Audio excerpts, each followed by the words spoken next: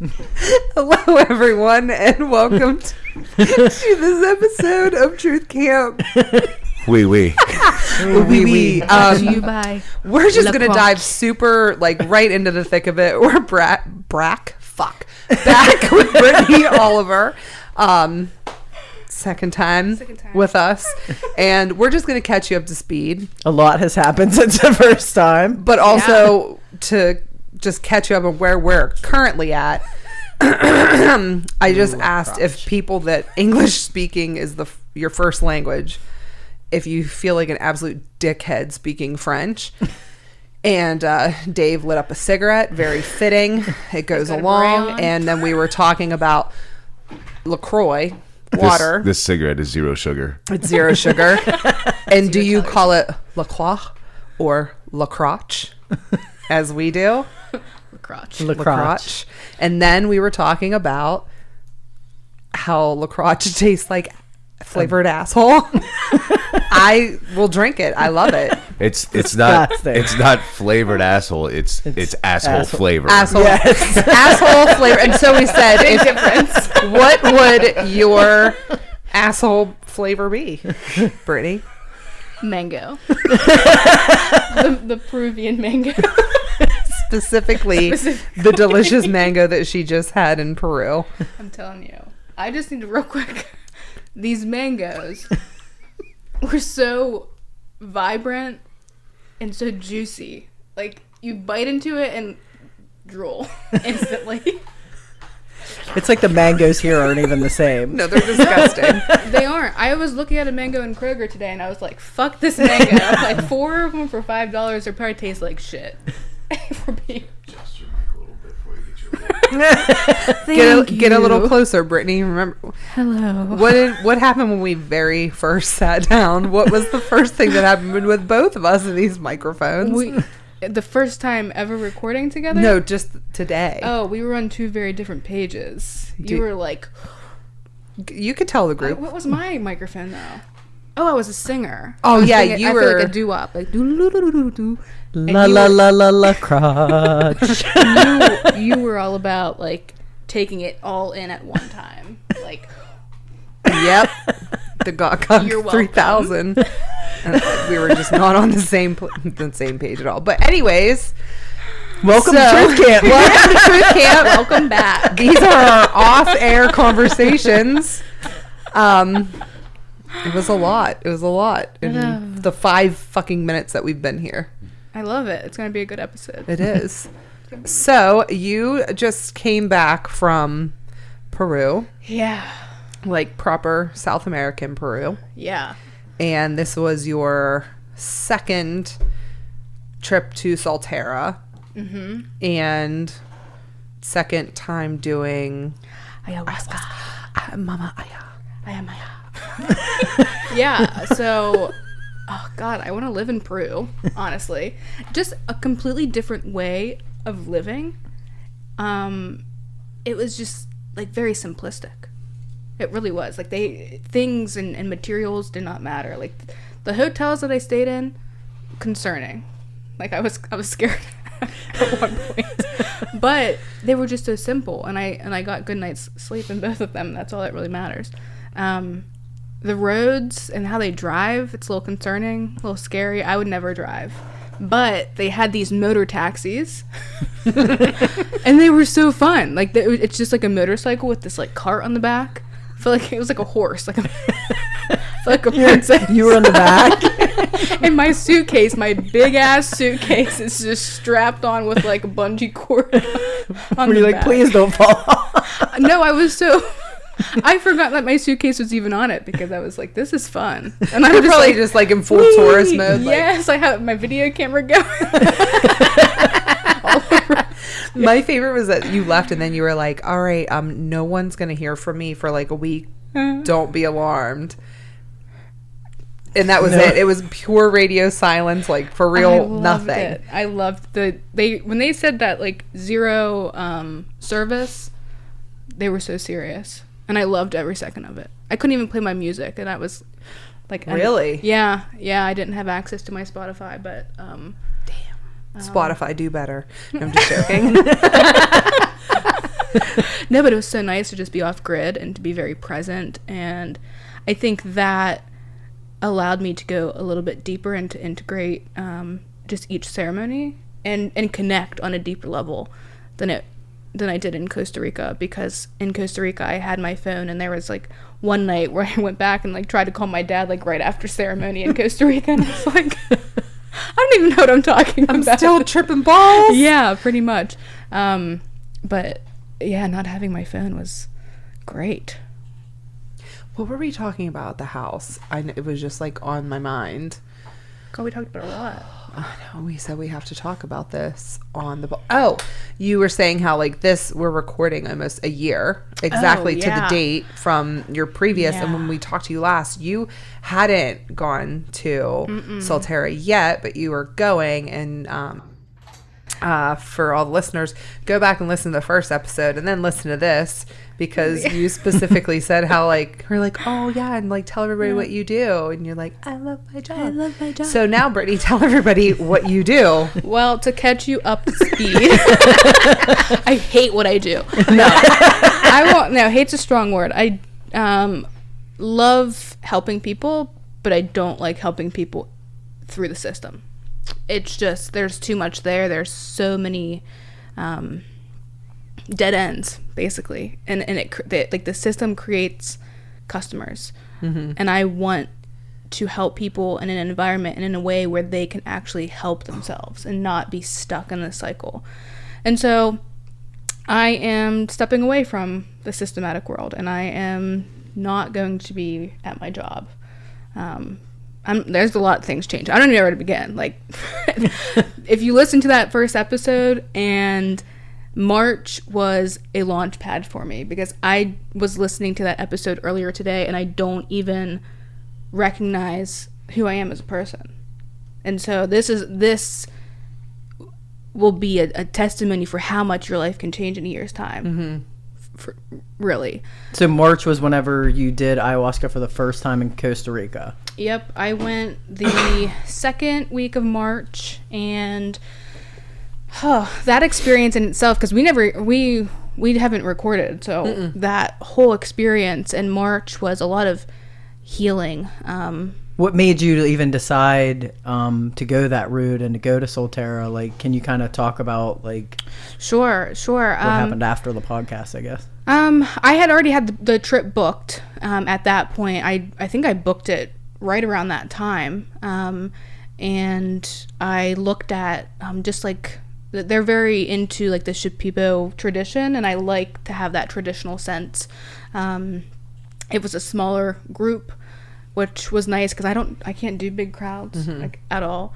And it's in Costa Rica, and so that's the way. It was either I saw Solterra and then I saw Rhythmia, and I think that they all have their own ways of like operating, but I just went with a smaller group. And nothing was working at all. Like, I was doing breath work, and I think that it pulled back some layers for me. But I was still too in control of myself, and I was very easily able to manipulate me. And so I needed something that was going to not allow me to give zero control. Yeah, literally. Try controlling these bowels. Literally. Yeah. Not today, Satan. Like, yeah, I mean, I will be very honest, and I've told you this. A big distraction for me in my trip in March was me not wanting to fart. I was fucking terrified of farting in front of people. And I would be like in the middle of a ceremony, and I would like pull myself out of like a deep spot because I was like, oh, there's like, there it is. And the funny thing is there's people right outside the Maloka shitting their brains out, and I'm like, oh, I can't fart, like. And so fast forward a little bit, I was reading this book called The Gene Keys, which is really, really good, and it was talking about like deep-seated fear and with like anal retention, and how it's just it is connected with deeper fears. And I think it was my fear of being embarrassed and like being taught like girls don't fart, and So no farting for me. But oh, that's interesting. Yeah, Gene Keys is really good. Everyone it's kind of like a birth chart, and everyone has like their own like gene keys that correlate to them. So go to genekeys.com and put your birth date in your time of birth and figure out your gene keys.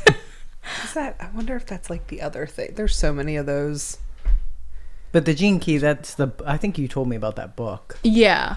Oh no, I was thinking about My Human Design. Oh, it's kind of like that. Is it? Okay. Yeah.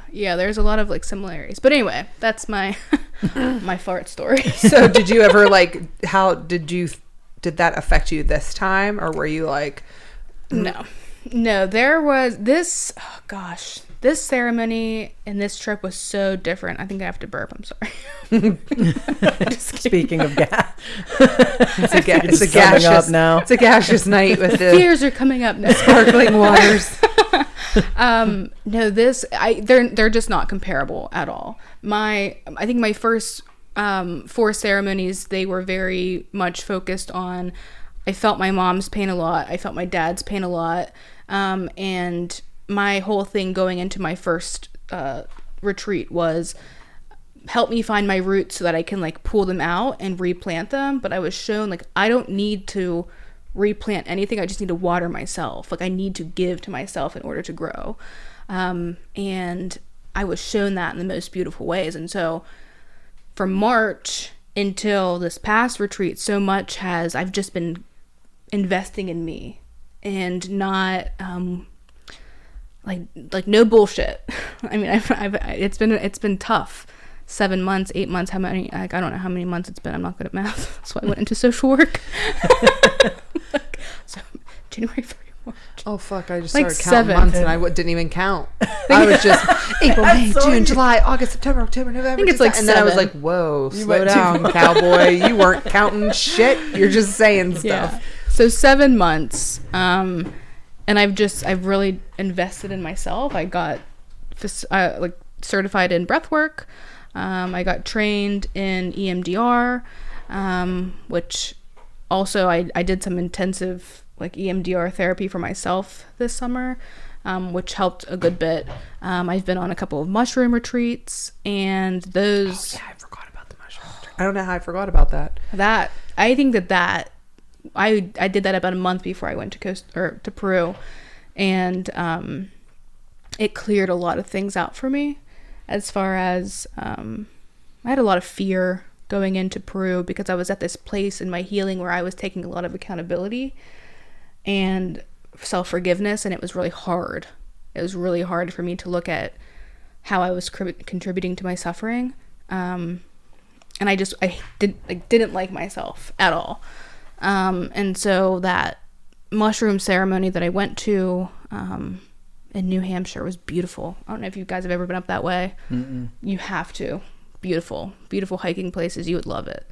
You would love it too, but I know you're this one's like, I want to go climb rocks, and I'm like, I want to do none of that. Yeah. Take a nap. There was a waterfall. I sat at the waterfall. Aww. Everyone like that. I would have been like, all right.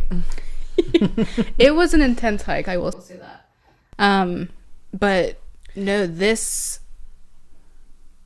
Oh, I thought you were saying like, now this guy, he likes to hike. Oh no! I'm like, go ahead. I saw him. Yeah. So what was the mushroom ceremony like, if you don't mind talking about?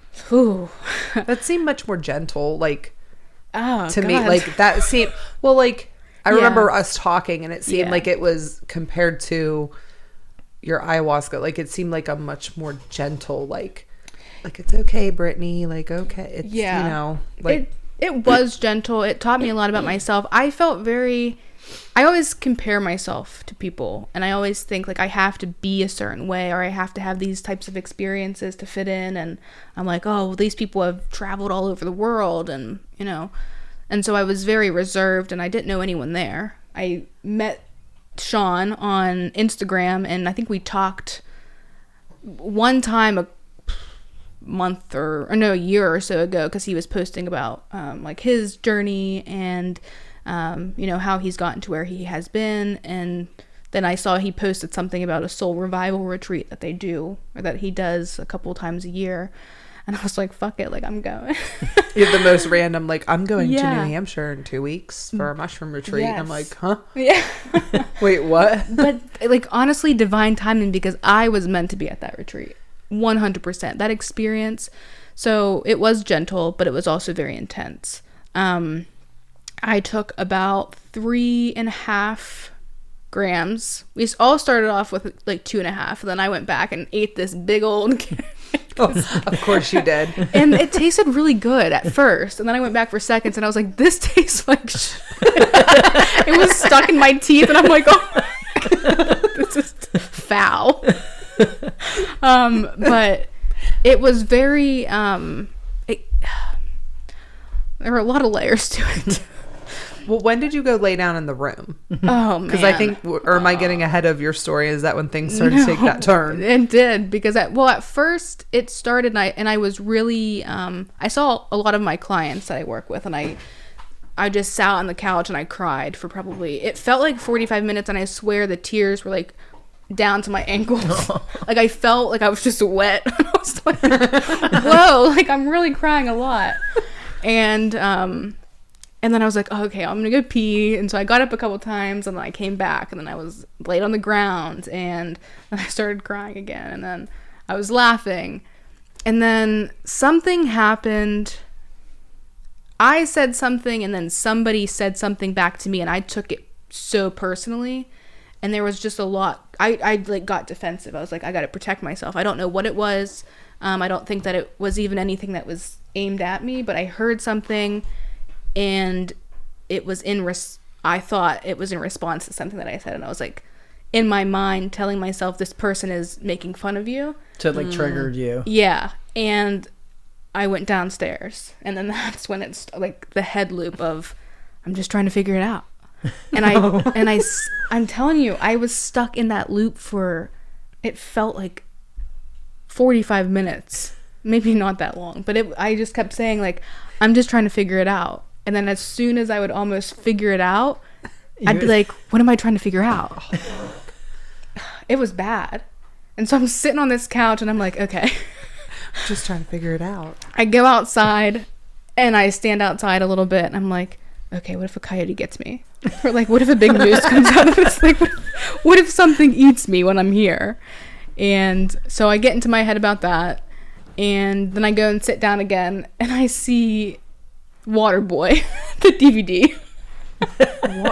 With Adam Sandler. Oh my God. And I was like, maybe I'll just put this on, and like everything will be okay. Yeah, because, oh, wow. I don't think you told us that. Waterboy's going to take you to this enlightening place. I think I kept that to myself, because my mind, like, it was in my mind for maybe half a second, and then it was like, no, that's not the answer. And so I'm sitting here on this couch, and I'm having an external conversation with myself, and it's almost like the two different versions of myself. And the one part is like, go upstairs and talk to somebody. Like, you can talk to somebody, they can help you like work through it. And the other part of me was like, no, nobody wants to hear your bullshit. Like, quit being a baby. You don't, like, stop burdening people. You're gonna ruin their time. Just, do like you always do and figure it out by yourself. And then that loop started again. Like, what am I trying to figure out? Oh, fuck. And so I'm sitting on this couch, and I hear someone cough, and I'm like, oh, someone else is down here. Like, one, I hopefully didn't hear me talking to myself. And two, like, here's my chance to talk to someone. I'm not going to share like what that experience was like, because I don't want to slander anybody, and I don't want to talk poorly about anybody, but it just, my mind was open that not everybody who comes into these environments and into these communities are there for the right reason. And it shows. I think the medicine will really show. I don't know. Maybe she needed to be in that spot, but I don't know. But after this interaction with this woman, I went and I laid into my bed, and when I was laying in this bed, it felt like my bed was like way up in this corner, and I was looking down, like the door was like 5 inches tall. Some Alice in Wonderland shit. And I'm like, God damn, like I'm stuck in this bed. And of all things to put on, I put Kid Cudi on. Who just facilitated you on your little trip. Yeah, and Let's just float around with some Kid Cudi. Yeah, and I don't even, like, can't remember what song it was, but I remember thinking, like, I feel like a 12-year-old boy right now. Going through it, like, listening to Kid Cudi, tripping balls on this, like, tall-ass bed up in the corner. When really you're just, like, in a regular bed, just, like, chilling. Yeah, it was. It was a comfy bed. Very comfy bed. And then I was like, well, let me put some my breathwork playlist on. Not the music's not the answer either. Like, this isn't the answer. And so I called my cousin Sierra. She usually keeps me pretty grounded. And then one of the facilitators, one of the people who were hosting the retreat, she came in and talked to me. And after that, like, the whole experience really changed for the better. So she tricked me and she said, I'm going to do some Reiki on you. I was like, okay. Like, this is great. So, but anyway, I'm still, like, stuck in this head loop and I'm trying to explain to her what's going on in my head. And she's like, you don't have to figure anything out. I'm like, but I have to. Like, if my mind's trying to figure it out. And she goes, well, let's just go upstairs. As soon as I'm around everybody else, the head loop stops. And I'm like, oh, I guess I just needed to be around people. Like, not isolated away. So, big lesson is I need community, big time. Like, I'm tired of just figuring things out by myself, because clearly I can't do that. And then, so she laid me on the floor, and she was going to do Reiki on me, and then Sean came over and did. I don't know what he does when he does, like, one-on-one stuff with his people, but, oh, I got the chills just thinking about it. It was so, God, I don't even think I have the words for it. It was magical. It was, like, I could feel myself, like, still trying to protect. And then it was, like, limb by limb, my arms just, like, fell open. And my legs were still up. So I'm laying, my arms were, like, wide open, like, Exorcist style. Like, I feel like my body is, like, oh. And then he's, like, just speaking the most beautiful words to me, and then my legs just, like, fully surrender, and I release this, like, fucking 20 pounds of yuck, and I'm just crying and like just vocalizing, and I just felt blissful after that. Totally blissful, like free, like surrendering to that fear and not feeling like I needed to protect myself. I don't even know what I was protecting myself from. But that surrender and that, like, full bliss feeling that I had, I was like, holy shit. And so the rest of the night I just laid on the ground and I was like, I don't ever want to leave this feeling. Like, this is the coolest feeling ever. And I had the best cuddle puddle, like, dog pile on top of me. And then after that, one of the Laurens was doing, like, a sound bath. And I swear I saw, like, the vibrations coming off of this sound bowl. And I turn and I see this Native American woman, and I'm, like, staring, like, like, did she come? Like, did she come after her? Like, we all is she here to help? And I'm just staring, and she, like, this is, Lauren was sitting there. But I saw a Native American woman, beautiful. And I've seen her before in breathwork. Beautiful, like, long, peppered hair. Beautiful woman. And she just said, you have so much to learn about yourself. Like, the plants have so much to teach you. And I just started bawling again. I was like, here it comes. Like, here comes the next wave. But it was beautiful. Like, it was just absolutely beautiful. And so I would go on that retreat every time they had it, honestly. I think there's another one coming up, and they're having it in Prescott, Arizona, I think, in a couple weeks. Yeah, I think you shared that on your page. I think I remember reading that. Yeah. Like, at any point in time when this was happening, were you, like, thinking of, like, your personal experience versus, like, how this could help your clients, or, like, what this could do for your professional line of work? Like, was that something that crossed your mind during, or, like, as an afterthought? Yeah, not so much during. A couple weeks ago, I actually got linked up with someone, and I'm starting to do some mentoring for psychedelic assisted therapy. I won't be practicing with my license, which is okay. But yeah, when I say like this everyone's like, this sounds so dramatic, but psychedelics they have changed my life. Mm-hmm. They really have changed my life. I'm not the same person. I don't have these, I'm not trying to fit in this box anymore. Like, I feel free of that box. And for the first time in my life, I feel like I'm connected with myself. And I'm not like running from myself. I'm trying to learn me. I'm trying to understand who Brittany is, and I want to be able to provide that for people. Just hold space, because we have like everything that we need is already in us. Mm-hmm. But I think that there's so many conditioned beliefs that we have that prevent us from seeing or diving deeper into ourselves to see those things. Like, we have, oh God, don't even get me started on this stuff. Well, and I think it's tough too, because you, not only do you have to like date around to find the right therapist, because that's essentially what it is. Mm-hmm. Like, you've got to find a therapist, find one you can afford, find someone in your area, find someone that you vibe with, find the type of therapy that you need, because most of it is talk therapy. Yeah. Which I'm just going to go ahead and say I think is fucking bullshit and a waste of your time and money, because I think it needs to be more specialized. Like, you need to get to the meat and potatoes of it, because I think talk therapy just can set you, speaking of loops, you can sit there and just talk and talk and talk and talk and not really ever get anywhere. Our brains are too powerful. We could like logic, I don't think the word. We can talk ourselves out of everything. Like, we could see something right in front of us and be like, that's not a bottle of water, because like it's just not. Like, this could just be like clear sparkling water or whatever. Yeah. But I think that we can really take something and convince ourselves.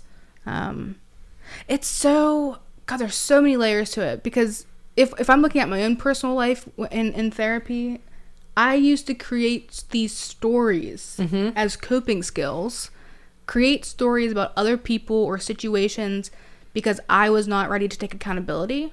I wasn't able to say, like, this is what I'm contributing to my suffering. And until you can do that, you're going to get stuck into this like victim mindset, and you're going to get stuck there. Justification, bargaining. Yeah. Like, I know for me, like, I'm really self-aware, so I can tell you where, when, how it all went wrong. It's all fucked up, what it is. And then I've literally had therapists be like,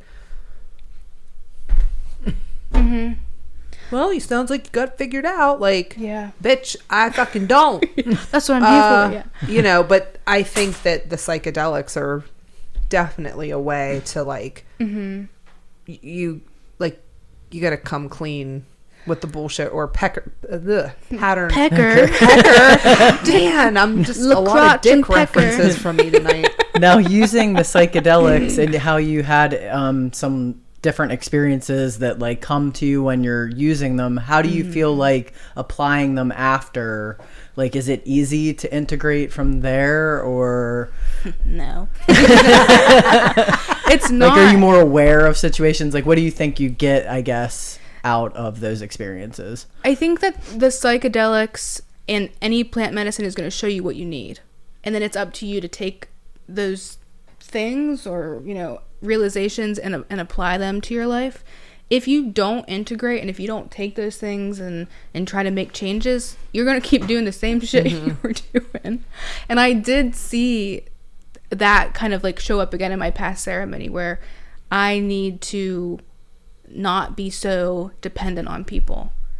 This, in summary, I realized and was shown, like, I seek validation from people way too much. And I was seeking, side note, super disclaimer, I'm in this like full place of like forgiveness of my family. Full forgiveness, and I can see that, like, I don't take things personally anymore. I really don't. And so the things that I'm talking about are just for context. And so I love you all so much. You're hearing it from me. I love you. This is not me bashing anybody. But I feel that my dad doesn't always tell me he's proud of me.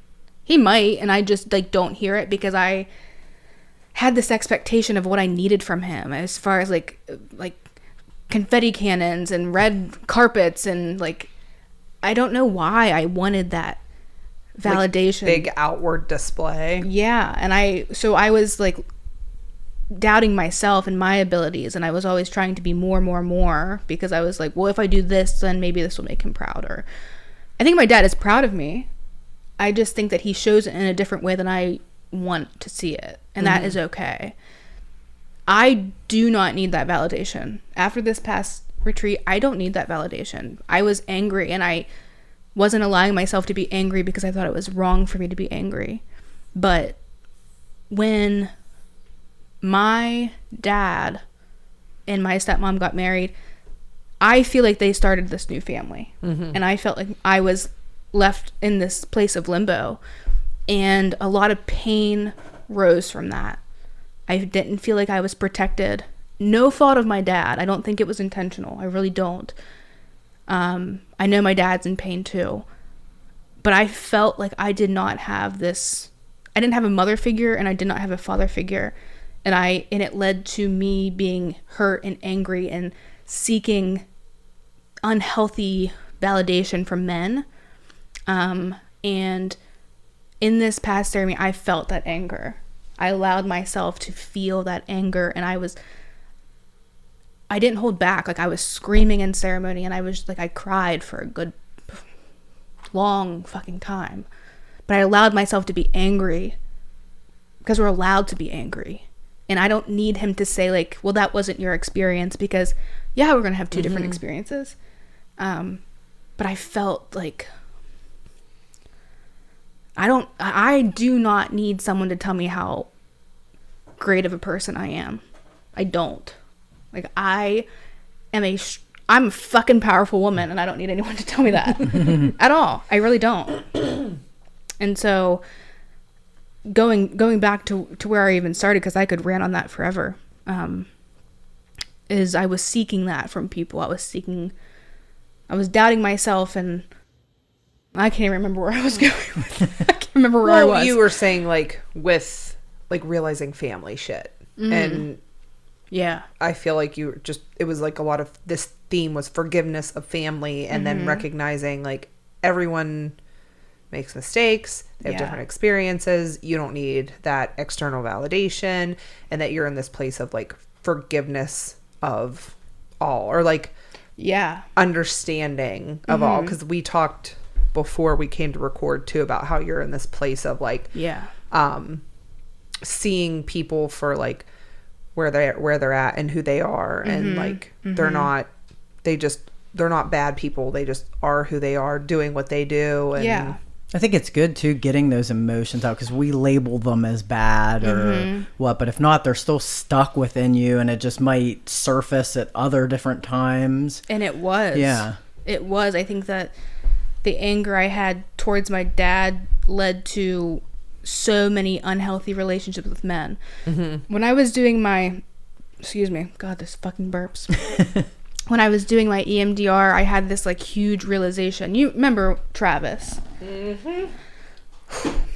You sure do. I realized that our relationship ended the way that it did because I wanted Travis to heal this wound that my dad created. It wasn't Travis's to heal.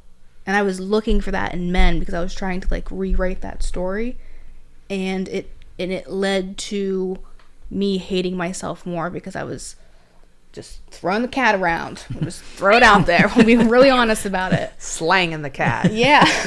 Like that was a feral cat. Like, no shots. No, I'm kidding. Makes me sound like I'm just kidding. She was fully vaccinated. Okay.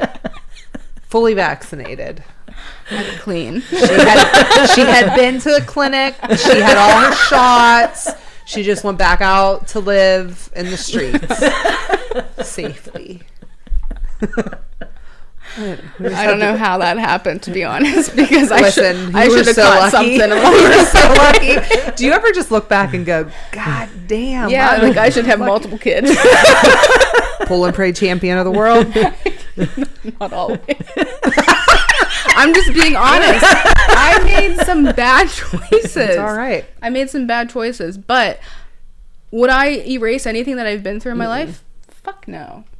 Life does not happen to me anymore. Like, it happens for me, and everything moving forward, I'm going to take something, I'm going to learn from it. Because there were times where I was super suicidal. And I think about this, and I just, you see how much life happens for us. There were times where I was actively attempting to end my life, and I would wake up the next day and be like, why am I still alive? Why am I, like, what? I can't even do that right. I can't even fucking kill myself right. And now I say, like, I am so thankful that I woke up those next days, because, like, my life is just getting started. We said buckle up, baby, last time. Like, watch out, because 30-year-old Brittany, we are out to play. Well, I think too, like, I think I had told you, like, I saw a huge difference in you. Like, I remember us having a conversation before you left about, like, how there were specific things that you wanted to happen. And you were just, like, so, like, I want them to happen, and, like, being very aggressive about them happening. And we're like, slow down, like, take a deep breath, like, it doesn't all have to happen at once, like, you know, whatever. And then after this time you were like, it'll happen, I'm just not worried about when, like, I'm not worried about it. And I was like, wow, like, that was the biggest indicator of change in you for me, because I know how much you're just like, I'm gonna go do it, I'm gonna go do it, I'm gonna go do it, I don't care, I'll make it happen, push. The frustration of, like, why isn't it happening? And that was gone. Like, no more do I hear that. You're like, I don't care. Yeah, I don't care. It's fine. Like, I know it will happen for me. Like, planning is just a waste of our energy. Do you think that was a core issue with back to control, like needing to control? So, like, I have to plan, I have to know, I have to do. Well, I think it ties in with that validation seeking too. Like, if I have this, this, and this, then I'll be good enough. Or if I do this and, you know, make this name for myself, then I'll be, like, seen as being valuable. But that there, like, none of that matters. It really doesn't. Planning, if I plan to go do something next week might come and I might not want to do it anymore. And then I'm going to be stressed about having to cancel, and I'm going to be stressed about letting people down. And it's just like, well, if I wake up on Saturday and want to go pick berries, like, cool, let's go do it. Berries. I wish we could go pick berries. I wish we could go pick some goddamn berries. I want to pick berries. But yeah, it's I know that everything, and I don't even know how to put words to it, because in the space, I know, I wish you guys could see, like, but are you alive? The tongue is out, the tooth is out, the eye was open. He's real cozy. Did you have some psychedelics before coming here? Butter needs a mushroom journey to calm him. Seriously. Aw. But it's like, nothing in this world matters, and I laugh when I say it, because I used to be so stressed out about stupid shit. But I've seen in ceremonies where things just turn to nothing, or, like, turn to Play-Doh, and I'm just like, it doesn't matter. Like, why are you stressed out about fucking Play-Doh? Listen, you know there's gonna be people that listen to this and they're like, what? Oh my god, like, it's just drugs. You're on just drugs. doing drugs. Yeah, you're just doing drugs.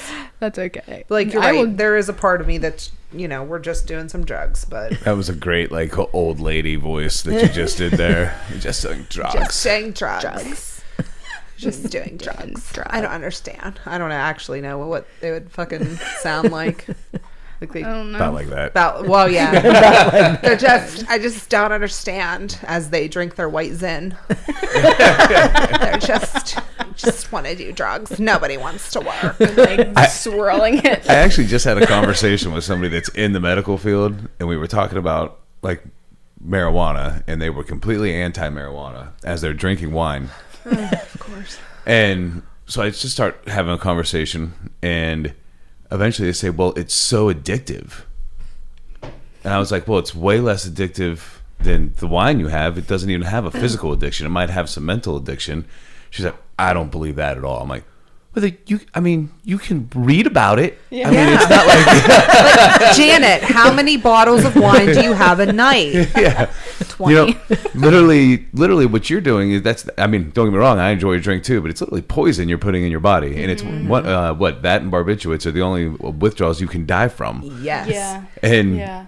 you know, you don't start getting the shakes and stuff from not smoking marijuana for a couple of days. Yeah. Like, It's just funny how much like societal like perceptions Yeah. make a difference. It's so crazy because now you're in the medical field and you won't even do the research to I mean, you could easily look all of this up and you refuse to just because of the perception that's been put in your brain. People don't like to be wrong. No, I don't like, think people are. I think some people are lazy too. They don't really want to do the research and Well, have 'cause to change is develop their hard. own well, could you opinion. imagine? Yeah. Here, my name's Janet. I drink a bottle of White Zen a night. Sometimes I switch it up and have a nice Pinot Gris, and I drink a bottle every single night. And I saw a study where that was perfect. it's good for your It's health. good And for then your someone heart. comes along and they challenge that, Yeah. and you're so, like, I understand where they're coming from, but like, disrespectfully, shut the fuck up. But it's like exactly like- what you said about the water. You can talk yourself into Yeah. anything. Yeah. Like, And it's that's the what it same. is. They're comfortable in what they have going on, and they And don't they want wanna do anybody else. that, And that's yeah. cool. I don't give a fuck. Get sclerosis of the liver. I don't give a rat's ass. But especially when you're a medical professional, I think you should, like, you owe it to yourself to, like, honor the Yeah. studies. Yeah. And just Stop go, spreading false information. okay. too. Yeah. Hey, Oh, okay. that's a big one. Yeah. like, can you abuse cannabis? Absolutely. Sure. Are Yeah. there people that do? Absolutely. Like, is it a gateway drug for some people? Yeah. I think it's a gateway drug for gateway people. I agree, That- 110%. yeah, And that's a good way to put it. I had a conversation with someone that we all know. I'll talk about it off the air because I don't know if they'd want me to name their name, but it was a really eye-opening conversation because I was always like, marijuana is not a gateway drug. And I was like very like defensive of that. But then they explained to me, like, if that's something that's going to trigger you, and if you're a gateway person, like you said, Right. then it's going to do that for you. And I was like, oh, I have never thought about it that way. But I don't have addictive issues, thankfully. So I didn't see it that way. But I think everybody, if you just smoked a little Jonte, just a little one. Is that your French? Okay. Yeah. That's Full my- circle. Oh, oui, oui. Oui, oui. Toi. Twat. I don't know. Twat? Sorry, that is no offense to French people. Back to the I'm just- genitalia. Another full circle. No offense. But yeah, I think I love the medical studies with any type of psychedelic. I love that. Just did a research. I participated as a Were you a participant? participant? yeah. I participated as a You were a You were a participant. subject in Yeah, I the was a study subject. I was like a little lab rat. Yeah. for so, ayahuasca. Or? for psilocybin. So ketamine is fully legal, and within the next year to 2 years, psilocybin and MDMA. LSD. Oh, well, isn't that LSD? Is LSD contain MDMA? I I don't know the exact logistics. I'm curious about ketamine. Ketamine is just straight up legal or medically legal? medically. Okay. Yeah. Yeah. Yeah, we're just doing ketamine out. We did some ketamine outside. Special K, baby. We're having a special K night. Actually, This whole podcast is one big K hole. brought to you by Special K. K-holes are a scary place to be. Ketamine scares the shit out. I don't think out of all of them. I'm like, of course, ketamine was the first one that they go to, because I feel like once like psilocybin and MDMA come up, ketamine is gonna fall. They'll be like, remember when we were using ketamine on people? Like, Yeah, I'm excited to start that mentoring because I honestly, my goal is to just be out of here by like the beginning of the next year in your Sprinter van, in my Sprinter van. Yes, I'm so serious. van life. I'm telling you, yeah, I'm gonna have. Listen, like, dude, do you know how excited I am when you're gonna like pull up and you're gonna be like, I'm coming over for the night, and I like want one of those horns that's like doo doo doo doo doo doo doo doo. You're like, get in, bitches. We're going on a retreat. it's gonna be great. There's a farm party in here. Do you know how fun it's gonna be? So great because you could just be anywhere. I know. Brittany and her magic school bus. Yes. Can we Miss Frizzle? Yes, Miss Frizzle, make it yellow. Your little short bus. I don't know. Maybe like I'm trying to. Maybe it can be like the outside just looks like a normal van, and then you come in and it's like whoa. I think that you should put a wrap on it, and it's clear, and it just looks like spray paint, and says free candy. Like a creeper. Yes. No, I would get pulled over with the quickness, and then I'd be like, Sprinter van, no more. I'm like, but I'm halfway to my destination. Pay no attention to the cabinets. Like, it's just for funsies. It's just for funsies. That would be fucking great, though. Yeah. Free candy. Free candy. You would have kids I raiding think your shit. that's okay. Kids probably need it too. Take it home to mom and dad. Take Put it in it- their wine. Put it in mom's wine. Make sure you check your kids' Halloween candies, because apparently everyone's sharing their weed with your kids. I just had a conversation with someone at work about this on Friday. Were they fearful of this? I said, nobody's giving away drugs for free. Do you know how expensive that shit is? We're not Seriously. sharing with your little crotch Seriously. goblin. No. Ain't happening. Ain't Like, happening. nobody's gonna, like, you're not gonna find a dime bag in your Skittles. Yeah. Like, sorry. If that was the case, you'd see a lot of adults trick or treating. Also, would be very noticeable. Yeah. It's not very like, it's not like, what's this in the Skittles? Don't worry, Johnny. Go ahead and eat it. Yeah, go ahead and eat that, and then like your kid's not gonna be like, it's dry. It smells funny.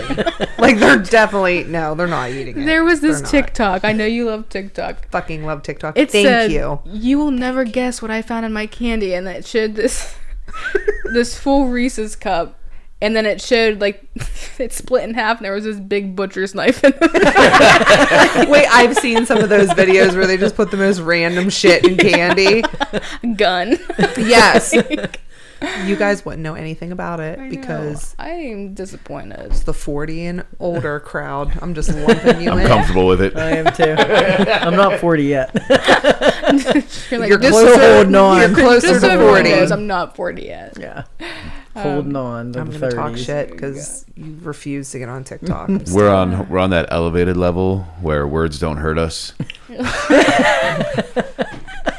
Because we're old. Because None of this matters. We lost our fucks a long time the ago. world has been just chipping away at your soul. I gave away all my fucks.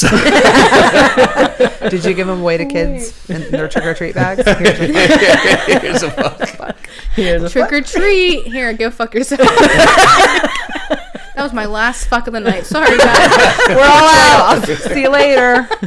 My the lady who did my consultation for EMDR, she taught me this thing. It says you have a limited amount of fuck bucks to give a day, and she said, and sometimes I run into things and I just tell people like I have no more fuck bucks to give, so come back tomorrow. Maybe my balance will be back up, and I'm like, oh, I like that. Like I just want I want to make Like fuck bucks. dollar, but I just picture like a chicken on it. Graphic design, get on it. Like, can you I'll just make you print a some fuck off buck. and I'll A just fuck buck. make Yeah. it rain? Like, no fucks to give. Fuck off, fuck off. I want to let you know that I start with a negative balance of fuck bucks almost every single day. You're like, mine is never re-up. no, there's never. no replenishing. Nope. You open your eye and you're like, 20 fuck bucks gone. Like, no. Just one eye. You're like, It's usually as like a dog like walks across my face. I'm like, we're done. We're just in bed for the rest of the day. We're done. They do too. They like Or when assault you rip the fucking tape off of my mouth. do you sleep with tape on your mouth? Yeah. Oh, we talked about this at our retreat. Did you? Yes. Dave is Yeah. so confused. Have we talked about it here before? No, I don't think Are you so. ready to have your mind blown? Yeah, I'm sure you're gonna look this up after. you ready? This is scientific. We should definitely talk about your bondage practices. I will tell you all about my bondage practices and what I like. No, I'm just joking. I won't.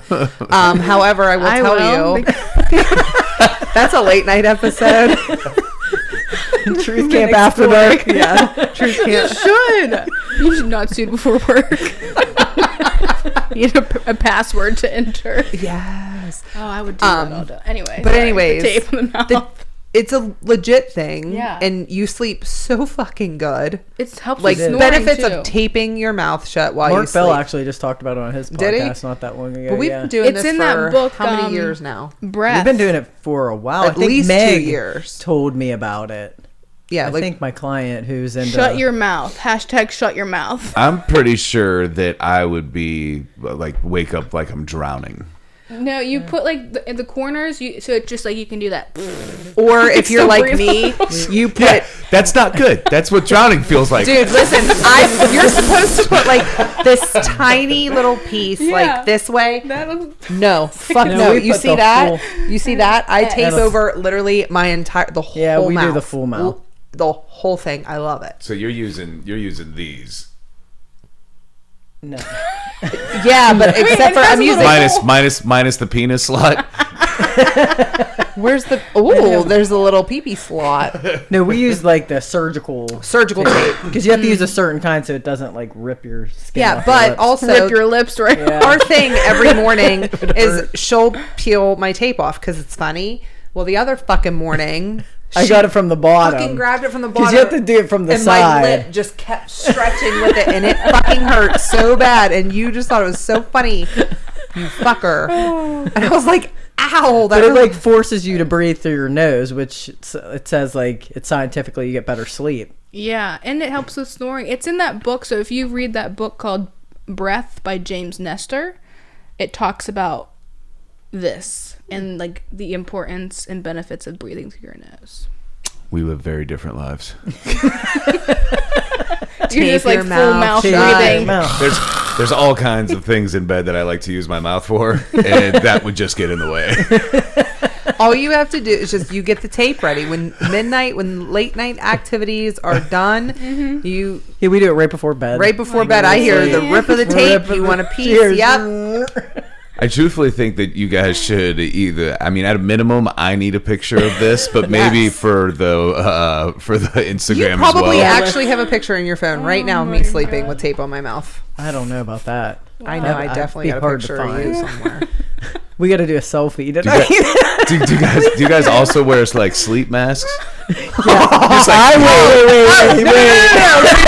Let me tell it. You're gonna laugh so Let me paint a hard. picture for you. Hold on. I want to go to sleep in a coffin with like complete darkness. I mean, I would totally sleep in the coffin too, just because I'd be snug. Everybody's However, mouth's taped shut so nobody can hear them No, wait. scream. yes. This is great. So we go to sleep at night, king size bed. We each have our own.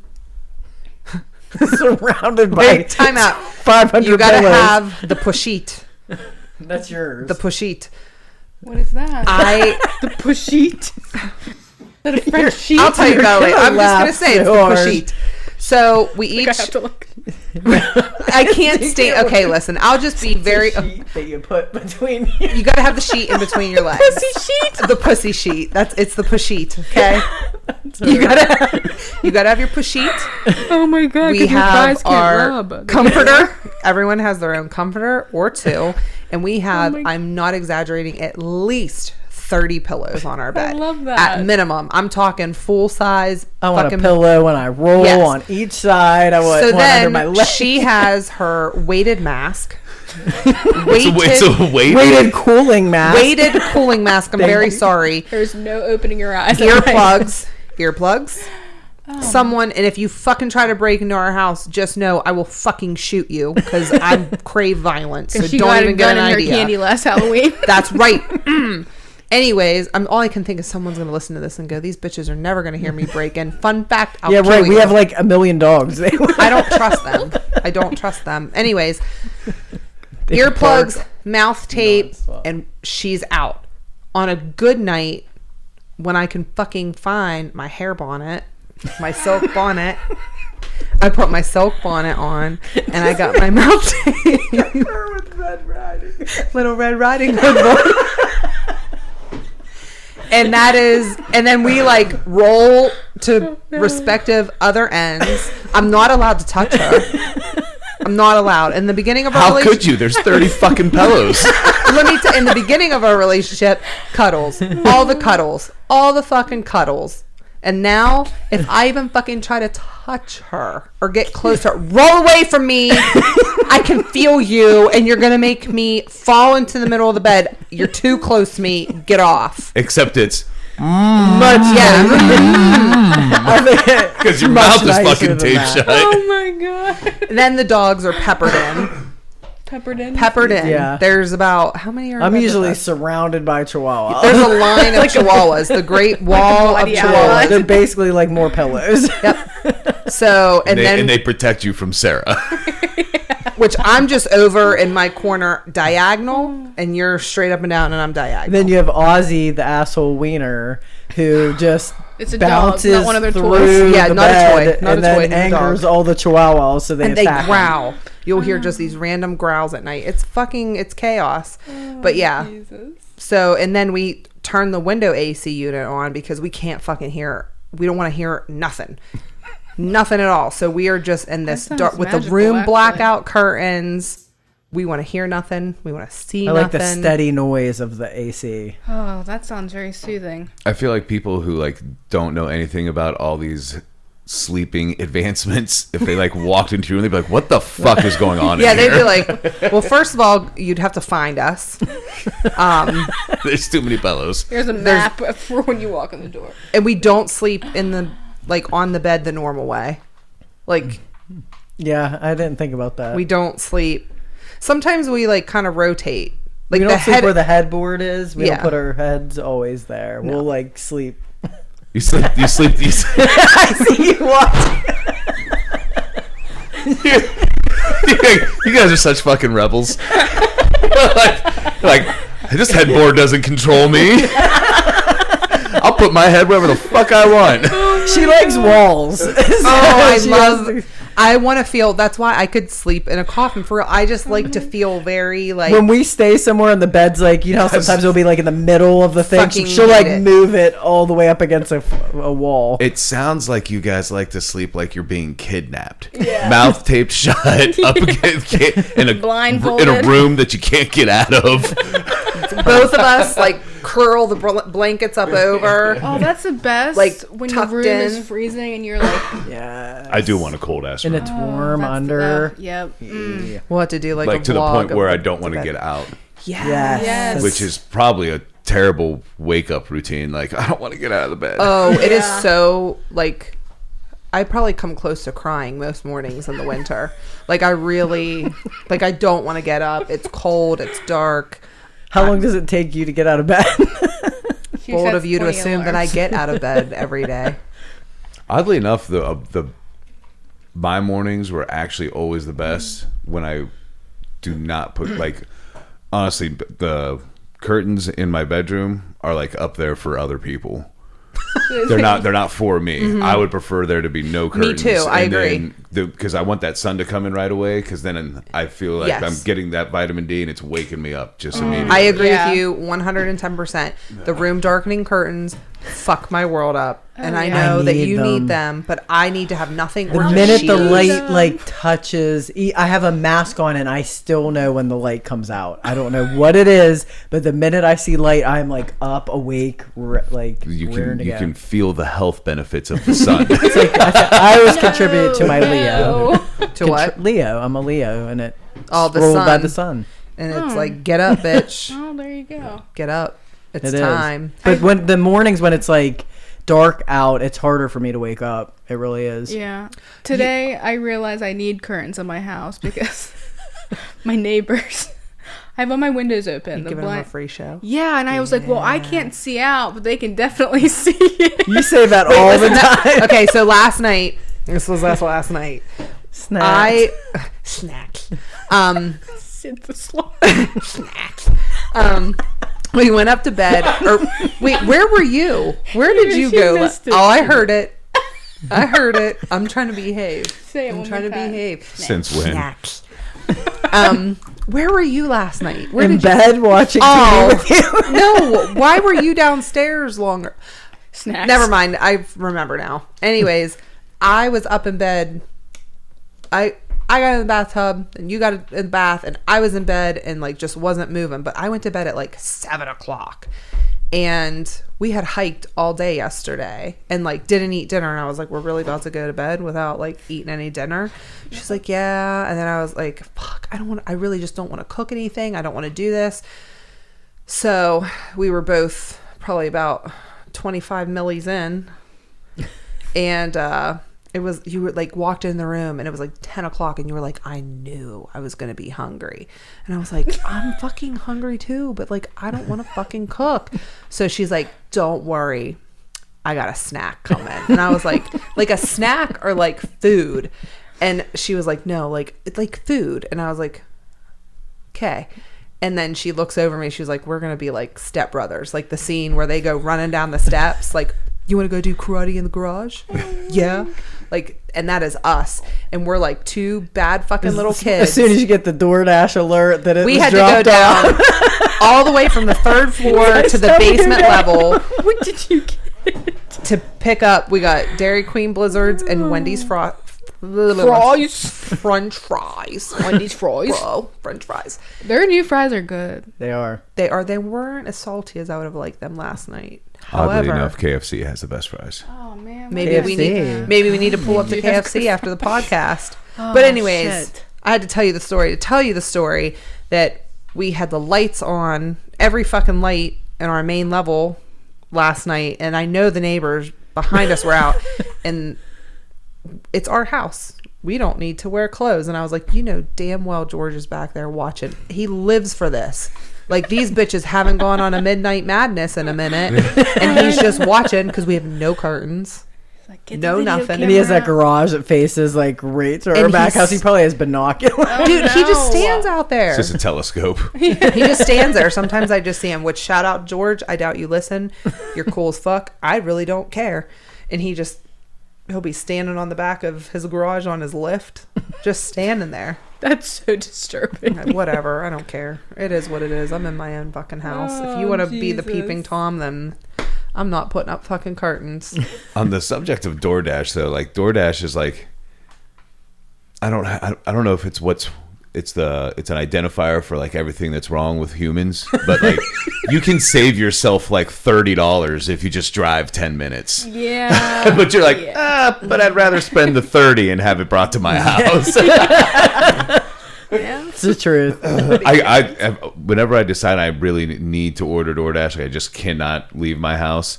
I'll download the app, place the order, and then delete the app again. So you're not tempted as So much. I'm not tempted because it's just so crazy. I'll be like, okay, I'm gonna get a large fry and get this sandwich and a Coke. Okay, it says that's like $10. All right, next page, and with fees, it's $50. What just happened? Or they And get it's you with worth the it. double dash. They're like, you have 9 minutes to add to your order from any of these places. Bet. You know what? I do need a toothbrush from Yes, Walgreens. you're right. You are, and that's exactly how that goes. Well, while you're giving me the option, Whoa, I what's would on like you here to that stop I at can get? And CVS. now all of a sudden I have 15 toothbrushes here. And DoorDash drivers. It comes in clutch though when you really need. It does. when you It are does. incapacitated and can't drive, or you're just too fucking lazy. But I like to think of it as contributing to the economy. We're supporting somebody's. National I conglomerates. just had deja vu. I think I just had deja vu. Did you? I've heard you say that before. Contributing to the economy. That's the lie that I tell myself to make myself feel better. Water. Back to the water. Back to the water. What was the water? How we said. You could tell yourself anything. Oh. Yeah. Oh. I'm like, what? I don't even know. Squirrel. I don't remember, but now I do. Oh, Said the Jesus. sloth. You fuckers. I heard you. We're at an hour. We're going to keep fucking No. going. no. I could talk. I feel like I could talk for hours. We usually do talk for hours when we talk. I wanted to say real fast, Can I just say? real quick about Peru. The animals in Peru. I was so proud of you. You were like, I touched bugs. I held spiders. I was so Listen. proud. I think it was just a I don't know. They weren't real. These animals were not real. These butterflies were like electric green and blue and Oh, orange, like that's so cool. huge. like the size of my face, a butterfly. Pictures or it didn't happen. Well, I'm just joking. I know. I didn't take a lot of pictures. The toads, huge. I touched them. They were soft. I could just see you like, hi, little toad. I was like, oh, buddy. you're just so cute. And like someone, I can't remember who it was, but they're like, you're touching toads? Why are you touching toads? Because it fucking feels cool. These little, like, I didn't see the owl, but I heard the owl, and they were like, meh. That's the noise they made. What kind of owl goes? I don't know. I think owls actually go, whoo. This owl definitely did not go whoo. It must have had like something in its throat. It ate one of them toads. Mid-ceremony, I heard that. The whole... Unless it was someone puking. It could have been someone I feel like that's a really high possibility. Like, did you hear that majestic owl? Like, that was Jim fighting for his life. He was back there, puking up his asshole. puking up his asshole. You know, talking about puking up my asshole. Real quick, while we're Really on brings that back memories. this. Just got real close. She really wants people to know about this. Listen, people. No, so my purges were really different this time. They were just really different. It was like a very physical experience. Like I don't know how to Wait, explain. didn't you say you were shaking?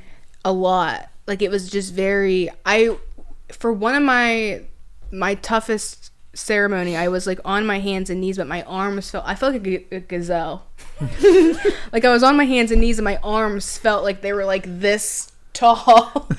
And every time I would sit up on my knees, I felt like my head was to the roof. Like, I don't know what it is lately. Same thing with, like, that whole bed situation.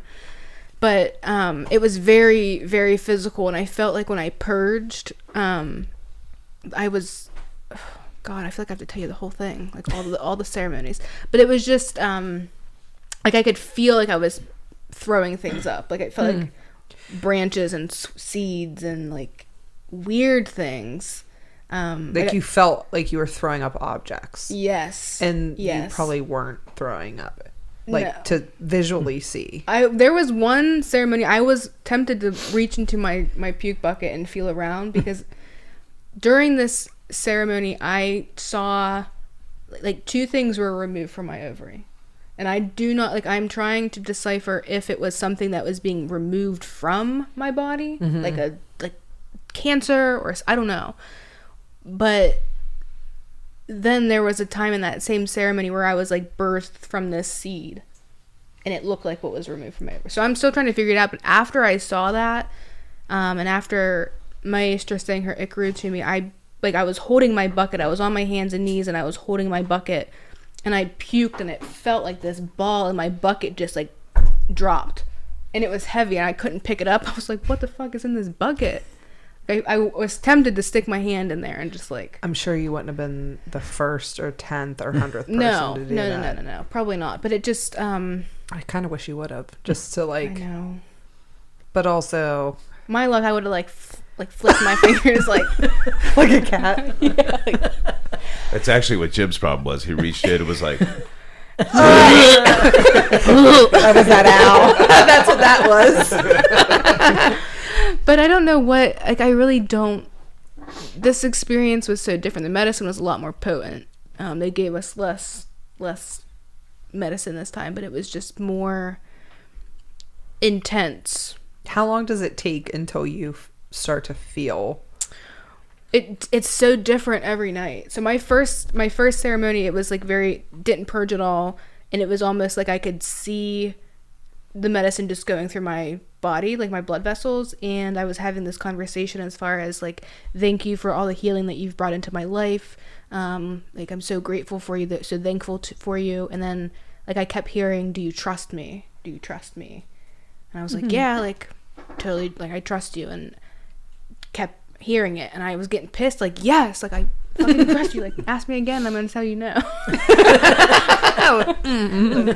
Try me. Quit bothering me. Yeah. Like, damn, bitch, yes. Yeah. And so the first ceremony was super, super chill, and I had like 3 random crying episodes, but only when like other people purged. It was so weird, and I was like, I don't feel anything, but like someone across the room puked, and then I was like and then someone beside me puked, and I'm like and so I don't know what it was, and afterwards I was like, okay, like I'm like that was very pleasant.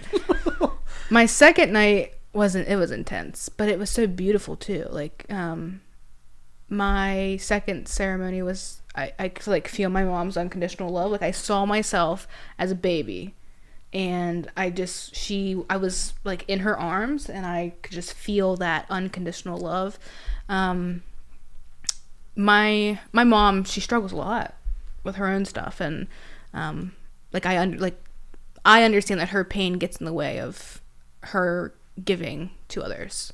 But I know that she loves me, and I felt that. Like that feeling was just so like, holy shit. Mm-hmm. It helps with forgiveness. It really helps with forgiveness. And I think that I did purge that night, because that was the night with the whole like ovary situation. But when I was birthed from this pod, it was like, and I saw this twice. I saw this 2 times during my retreat.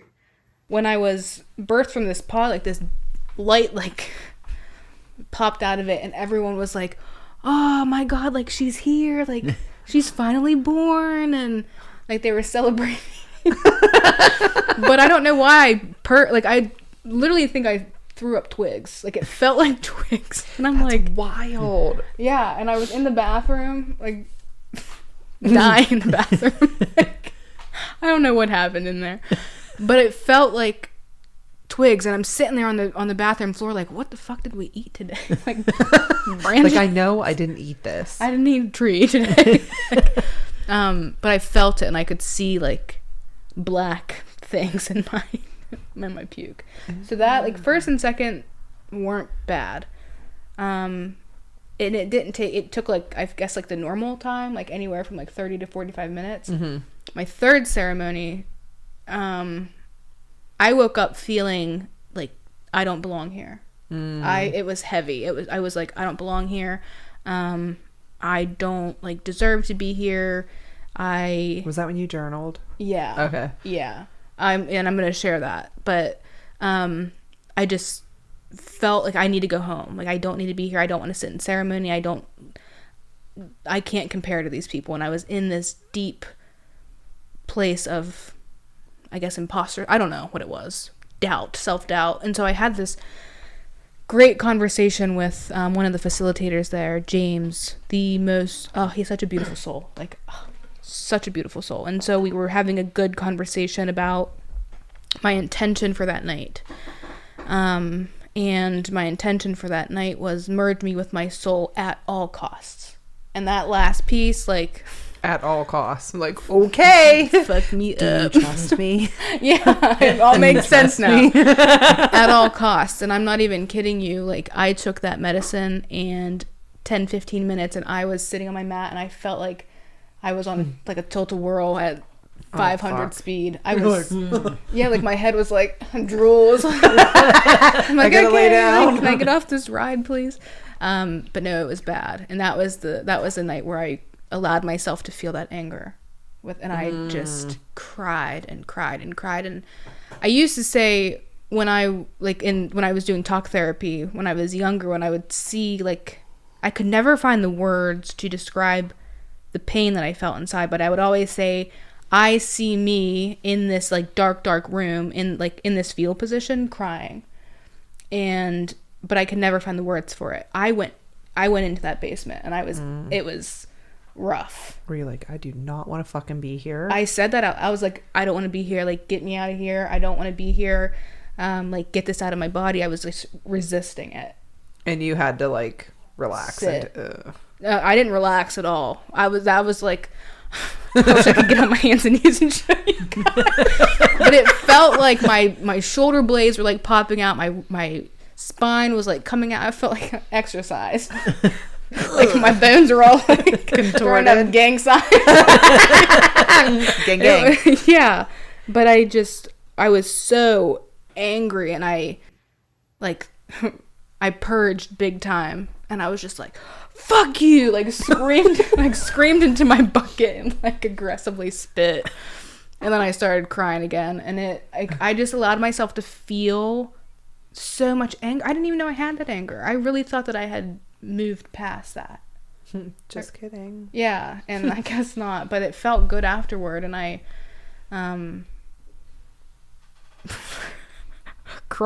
literally crawled to the bathroom. How far is the bathroom from where you're at?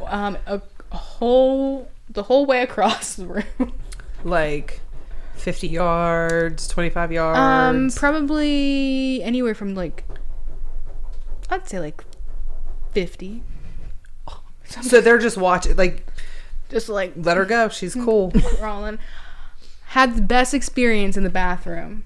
I fell asleep in the bathroom, but it was so playful and so fun. I was this fairy, and I was just like I was like, this is great. I love this. I'm like laying like wide open arm, like, and then they came to get me for my Icaru, and I'm like laying on the floor still, and I'm like, do you think that I can have a little bit more medicine? Because I don't feel anything. Yeah. And Casey just looked at me and she goes, I think you're okay. I think, like, let's just wait. I'm like, okay. So I go back to my mat, and it's almost my turn for my Icaru. And as soon as they start singing to me, I'm like, I don't need any more medicine. Like, that head spin starts again. And it was intense. It was so intense. But I was just shown, like, that validation that I was seeking for my dad. Like, I don't need that. Mm-hmm. And so that ceremony, I brought my journal with me. I don't know why I brought my journal with me, but after this Icaru, I grabbed my journal and I just started writing. Like, I couldn't see shit, so I grabbed my flashlight, my like red flashlight, and was just looking for a blank page. And there was nothing on this fucking page that I could see. I don't know. Does like red flashlights black out ink? I don't know. Does it? I don't think so. But I looked at this journal and I didn't see anything, and so I couldn't even see what I was writing. And so I wrote it, and then I went back to my trip, and the next day I was like, I didn't, like, I swear I wrote something, and I was like, oh, you dumbass, like, you probably didn't take the cap off. Like, you probably just like fucking wrote like nothing. And so I'm flipping through, and I was like, oh, okay, well, I guess nothing. I went back, and the page where I had journaled, like, I don't belong here, you know, I am not worthy or deserving of this, and on top of that, excuse me, these burps are still here. I wrote, I can't for word, but it was like, I am a powerful, passionate, loving, like, just all these affirmations. Like, I'm a fucking powerful woman. And that was what the end of my third and my whole fourth, like my fourth ceremony, I sat with my chest out. Like, I didn't fucking care. I was like, you're going to look at my perfect body. You're going to look at me with my gut hanging out and my back. Like, I don't give a fuck, because none of that defines me at all. And I sat with such grace and such empowerment in this ceremony, and was like, I don't need someone to tell me that I'm good enough. I don't need someone to tell me that my body looks good enough. I don't need to look like everyone else in this world. Like, I am me, and there is nobody who can tell me any differently. Like, at all. I am powerful, and I am perfect in my own way. And anyone who has anything else to say about that, like, good. Like, I'm glad you like, think you're that cool way. with it. Yeah, but I felt so confident in myself, and I don't think I've ever felt that. I've always tried to, like, hide myself and make myself small, but no. No more. That's awesome. Yeah, That is really awesome. Yeah, it's a really good place to be. I think that I didn't realize how often I was doing that, like, trying to fit into these boxes, just to be accepted. But, like, I don't need to be anything but myself, and I think I'm still trying to figure that out.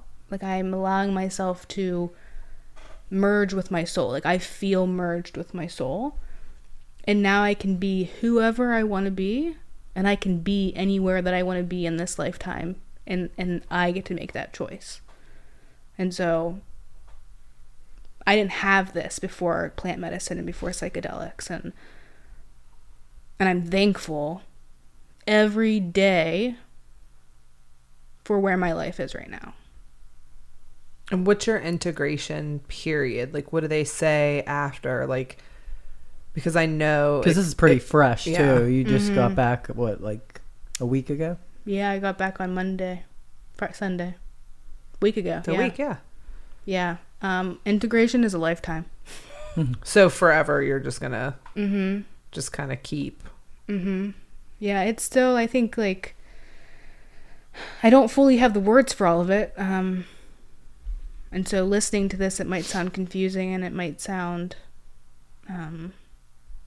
like premature sharing it, but if you could feel my body and feel what that feels like it would make sense. And maybe like things like this aren't meant to have words for it. They're not, because it's my experience. And it seems collectively, though, like if you listen to almost anyone that's had an experience with ayahuasca specifically, their experiences there's a lot of overlap and similarities on, visuals, messages, outcomes, which I think is really cool. yeah. But everybody kind of gets to this place of like greater acceptance, like for themselves, for humanity, for everything. Like, that seems to be a very common theme. We are all so connected. Like, I think that we live this life and we have this expectation of what it's going to look like, but I don't have the words for it. Like, it's not what we think it is. And so when I say, going back to what I said earlier, like, nothing matters, like, nothing matters. I don't care about how much money I have in my bank. I used to think that I used to have, like, needed to have this much money, and that's something that has been stressed on me too, that I needed to have a certain job, that I needed to have all these certifications to be something. Like, I can choose who I am. I think if you're coming from this authentic place, you can truly, we all have the skills. Like, I don't need to go to school to learn certain things. Yeah. And so I think that we're all we're conditioned to believe that we need to have certain things in our lives in order to be something. And some of us are so unaware of the bigger picture that we get so focused in on like what we think that end goal is. And we end up stumbling over ourselves because we set expectations for ourselves and then we don't meet those expectations, and then we are failures and we're not good enough and we're this and we're that. And it's just all how you look at it. You don't have to, like, just because you make a choice. Failure, that's like so limiting of a belief. Like, you should learn something even if you didn't end up where you thought you were going to. Yeah. Fail quickly and fail often. Yeah. I like that. Fail quickly, fail often. Those are James's words. I can't take credit for that. Shout out That was James. I one like of that. our late night post ayahuasca chats. But yeah, I was like, why would you want to fail? Like, but then no, when you look at life happens for you, there's always something to learn. Always something to learn. Fail quickly, fail often. Yeah. I like that. Yep, because how are you to know what is going to work? And it's not even matter like what's right and what's wrong. We make choices, and sometimes the outcome is just different than what we are expecting it to be. And it doesn't mean you made the wrong choice. It just means now you have to make another choice. Do you feel like when people think that their whole life is like predetermined, like it's this linear thing, like has this helped you discover that like it is so, not linear? It is not linear at all. It is not linear at all. I think that when you just trust, we all have like our soul purpose. I truly believe that after a conversation that I had with somebody. But if we just trust and stop trying to donkey with a carrot on your head, right? You're always looking at this end game. And on the way there, you miss all of the bushes with the berries and all of the other things that you can eat because you're so focused on that stupid fucking carrot. And that's how we're living life. Like, we're always like, what is our end goal? But we're missing all of these other things that can really nurture us. I think you need some berries. It's a second reference to berries. Berries. Berries and cream. Berries and cream. I'm not a big fan of berries, to be honest. You have them on I your feel mind. like you might need to revisit this after you want to pick berries. Oh, I did There's say berries about on the picking bushes. berries. Maybe I'm a berry. Little berry. Little fairy berry. Little fairy berry.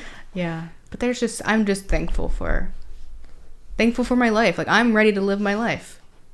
And I'm not seeking opinions from anyone outside of a life that's fulfilling to me. I will listen, but I will also say, I trust what's good for me. Damn, we got 2 good quotes. Dropping bombs tonight. One from James, but I will trust for what is good for me. Yeah. It's all about trust. And Butter. everything. You hear that? It's all about trust. Want to go for a walk? No. Guess go for a ride? Want to go for a ride? You want to go on a night? Oh, he's like the night. Well, we will talk all night if we don't cut it somewhere. Sure. So, Sure. This seems like a good place. It is a good place. We'll wrap it up. So, we can maybe find you in a Sprinter van coming to a location near you soon. Listen. But you still are facilitating breath work, correct? Yep, I'm trying to get some days finalized. I opened up an LLC too. Oh fuck! God, how did we forget? We forgot. God, I don't even like. Can we have a retape? Just kidding. We're gonna shoot this over. No, I'm just joking. And this was just the pre-talk, guys. We will make sure that we tag all your socials because Untethered Souls is your new LLC. It is, which the name came from after that mushroom ceremony. Like, we are not supposed to be tied down by anything. Our fears hold us back so much, and when we surrender to our fears, possibilities are endless. I dig it. Untethered Souls. Yeah. It's also a book. I didn't know that, so. Well, you didn't fucking know that. That's not on you. I really didn't. Just kidding. And so we have Breathwork. We have the Untethered Souls LLC. Will you still be... Well, you are. You're going to be doing this, shadowing with your... Maybe like a traveling circus. Basically, you're a traveling therapy circus. Yeah, I don't want to be tied down in anywhere. I'm not. I'm gonna go.